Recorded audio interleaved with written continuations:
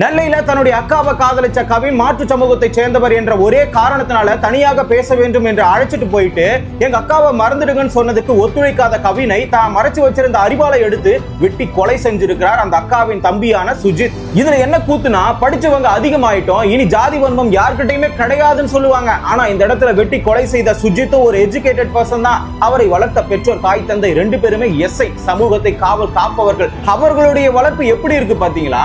என்ன பொறுத்த வரைக்கும் இவங்க வசதியாவும் ஜாதி திமிரோட யாருக்கும் பயப்படக்கூடாதுன்ற ஒரு நினைப்புல தான் அவரை வளர்த்திருப்பாங்க போல. இவனெல்லாம் படிப்புக்கு வழி இல்லாம, சோத்துக்கு வழி இல்லாம, கொஞ்சம் கூட படுக்க இடம் இல்லாம நடு ரோட்ல எவனாச்சும் மனிதாபிமானத்தோட பாசத்தோட பேச மாட்டான்ற ஏக்கத்தோட இருந்திருந்தா பரவாயில்ல.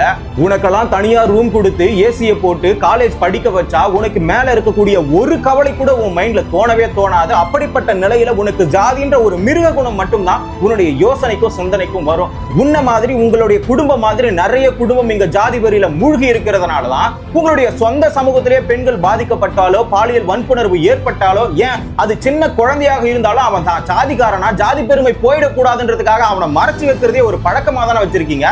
வரதட்சணைன்ற பேர்ல ஒரு பெண்ணை கொலை செய்தாலோ, பணம் பறிச்சாலோ அவன் தான் ஜாதிக்காரனா இருந்தா அவனை ஏற்றுக்கொள்கிற இந்த சமூகம் வேறொரு சமூகத்தை சார்ந்த ஒரு நபர் உண்மையாக ஒரு பெண்ணை காதலித்தால் வெட்டி கொள்கிறது என்றால் இந்த கேடுகட்ட சமூகம் இருப்பதை விட அழிந்தொழிவது எவ்வளவோ மேல். ஏண்டா பொள்ளாச்சியில 200 பொண்ணுங்களை பாலியல் வன்புணர்வு செஞ்சு வீடியோ எடுத்து மிரட்டி பணம் பறிச்சு திரும்ப கெடுத்து குட்டிச்சவராக்கிய ஆண்ட பரம்பரையை எவனும் தொட்டு கூட பார்க்கல. அவங்கள வெட்டி சாச்சிருந்தா உனக்கு சல்யூட் அடிச்சு கோவில் கட்டி வழிபட்டு இருப்பான். ஆனா ஒண்ணுங்க, படிச்சு நல்ல நிலைமையில இருந்தாலும், ஏன் நீ அமெரிக்காவே போனாலும் சாதின்ற ஒரு சாக்கடையில விழுந்து நாசமாகறத மட்டும் மாத்திக்க மாட்டீங்க.